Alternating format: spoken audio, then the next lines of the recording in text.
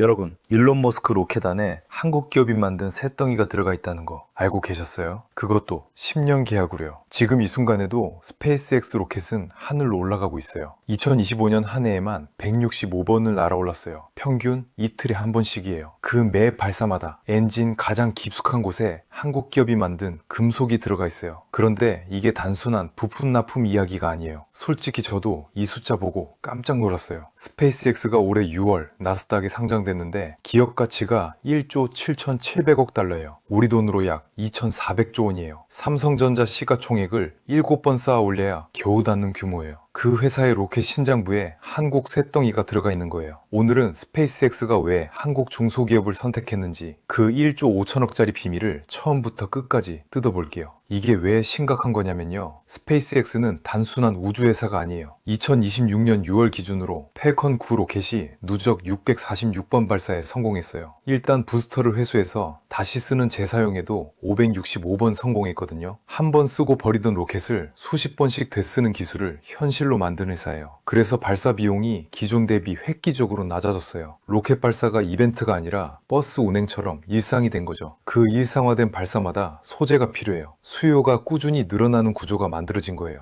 그리고 스페이스X는 여기서 멈추지 않아요. 차세대 초대형 로켓 스타쉽이 있어요. 높이만 121m예요. 아파트 40층 높이에요. 이 로켓 하나에 엔진이 33개 들어가요. 그 각각의 엔진 안에 연소실, 노즐, 터보 펌프가 있고 전부 극한 고온에 노출되거든요. 스페이스X는 이 스타쉽을 연간 1000대 생산하겠다는 목표를 세웠어요. 스타쉽 1000대면 엔진만 33,000개예요. 거기에 들어가는 특수합금이 어마어마한 양이에요. 그리고 스타링크도 있어요. 지금 이미 지구 저궤도에 6,000개가 넘는 위성이 떠 있어요. 머스크는 이걸 42,000개까지 늘리겠다고 했어요. 위성을 더 쏘려면 로켓이 더 많이 필요하고 로켓이 늘어날수록 소재 수요는 계속 커지는 거예요. 한국 기업들한테 기회가 오는 구조가 만들어지고 있는 거죠. 근데 진짜 중요한 건 이게 어떻게 가능해졌냐는 거예요. 스타링크가 한국에도 들어왔어요. 2025년 5월 과학기술정보통신부가 스페이스X와의 협정을 승인했고 스타링크 코리아가 국내 통신사업자로 등록해서 서비스를 시작했어요. 바다 위에서도 산속에서도 비행기 안에서도 인터넷이 되는 시대가 열린 거예요. 우크라이나 전쟁에서 스타링크가 군사통신에 결정적인 역할을 했다는 게 알려지면서 한국 군도 도입을 검토하고 있어요. 스타링크가 확산될수록 위성을 더 많이 써야 하고 위성을 쏘려면 로켓이 필요하고 로켓에는 인코넬이 들어가요. 이 연결고리가 한국 기업들한테 기회가 되는 거예요. 자, 그럼 이 소재가 뭔지부터 정리하고 가죠. 스페이스X 로켓에 들어가는 한국 소재, 정확한 이름은 인코넬이에요. 니켈을 기반으로 만든 초합금이거든요. 이게 진짜 충격적인 부분이에요. 일반 철강은 700도가 넘어가는 순간 강도가 뚝 떨어져요. 그냥 물러져 버리는 거예요. 근데 인코넬은 1000도가 넘는 환경에서도 꿈쩍을 안 해요. 무쇠 소치, 일반 냄비와 다른 것처럼 같은 쇠처럼 보여도 버티는 온도 자체가 달라요. 팰컨 9 엔진 내부, 노즐, 연소실이 작동할 때 수천 도의 열이 발생하잖아요. 거기서 버텨야 하는 소재가 바로 이 인코넬이에요. 그리고 이 소재의 항공우주용 인증을 받는 게 엄청나게 까다로워요. 자동차 운전면허도 시험이 있지만 이 인증은 차원이 달라요. 불순물 허용 범위가 극히 좁아요. 쇳물 안에 섞인 불순물 비율을 머리카락 굵기보다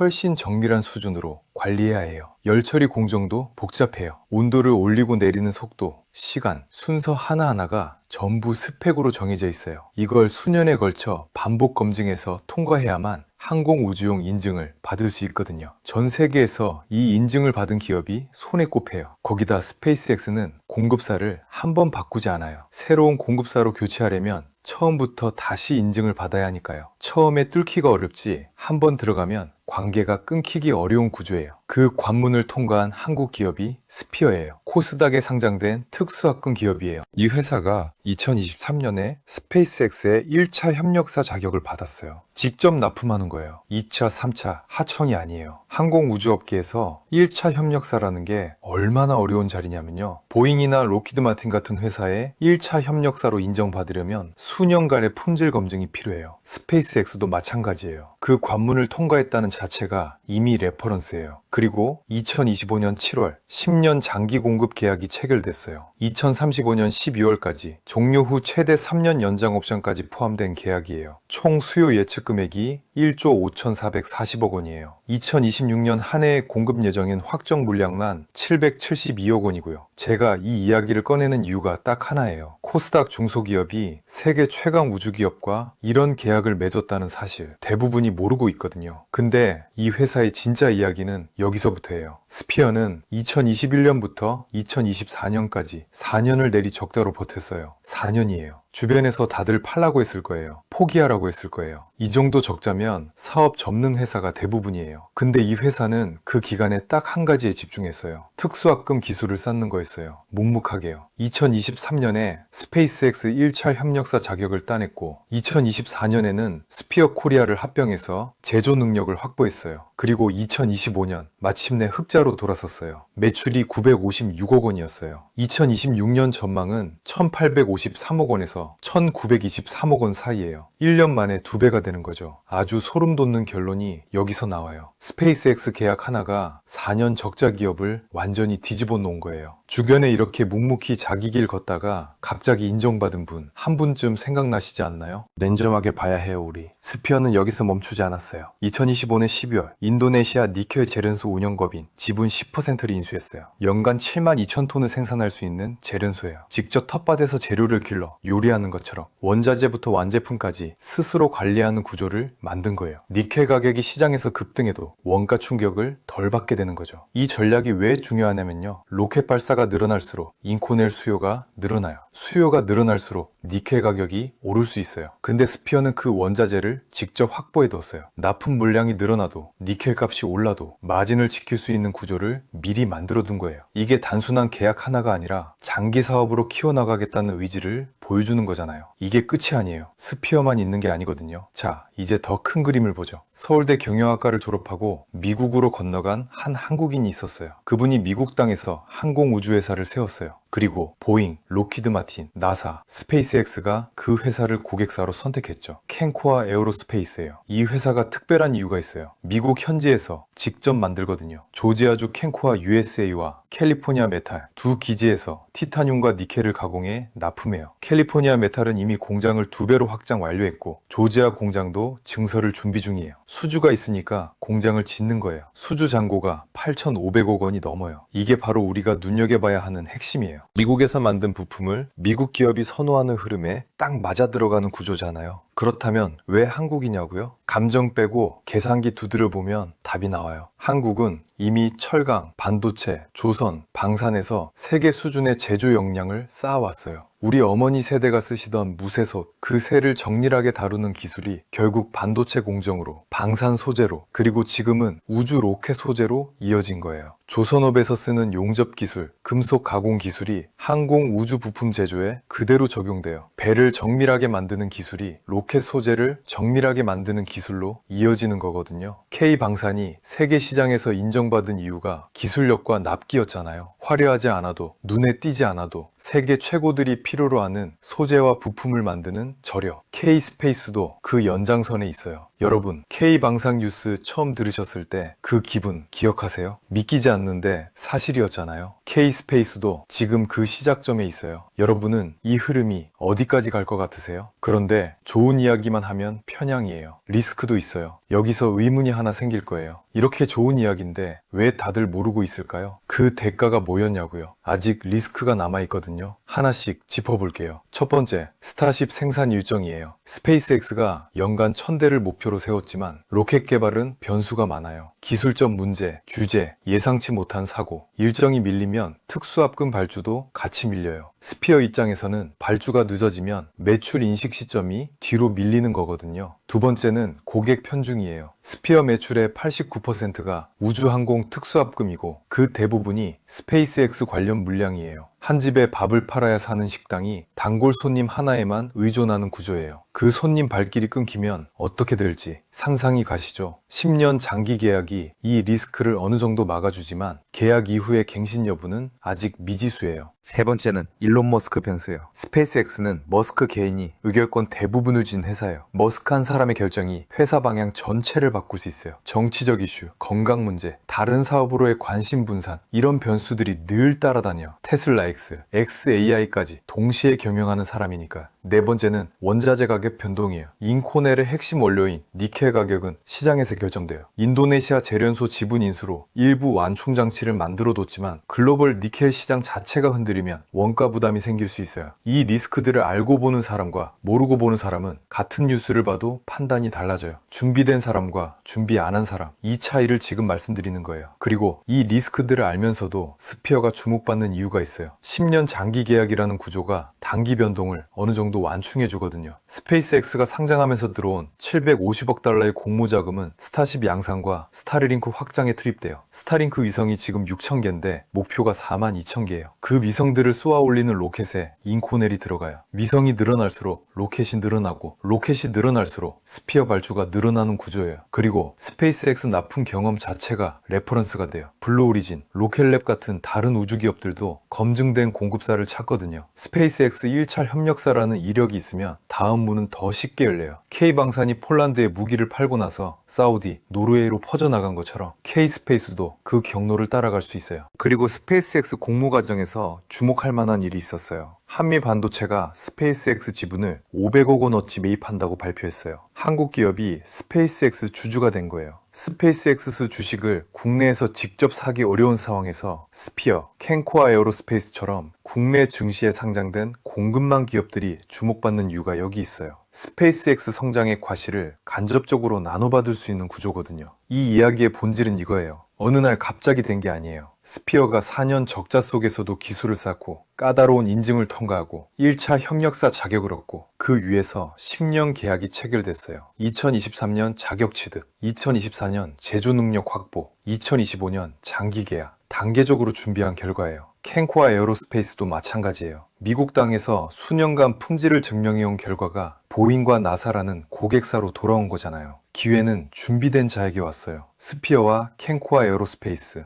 이 두 회사 중 어느 쪽이 더 기대되시나요? 여러분 생각이 궁금해요. 세계에서 가장 빠르게 날아가는 로켓 안에 조용히 준비해온 한국 기술이 들어가 있어요. 한국이 우주 강국이 되겠다는 게 아니에요. 누가 로켓을 만들든 누가 위성을 쏘든 그 안에 한국 기술이 들어가는 구조를 만들어가는 거예요. 마치 어떤 스마트폰에나 한국 반도체가 들어가는 것처럼요. 그 조용한 흐름이 오늘도 계속되고 있어요. 이 흐름 앞으로도 계속 함께 짚어나가요.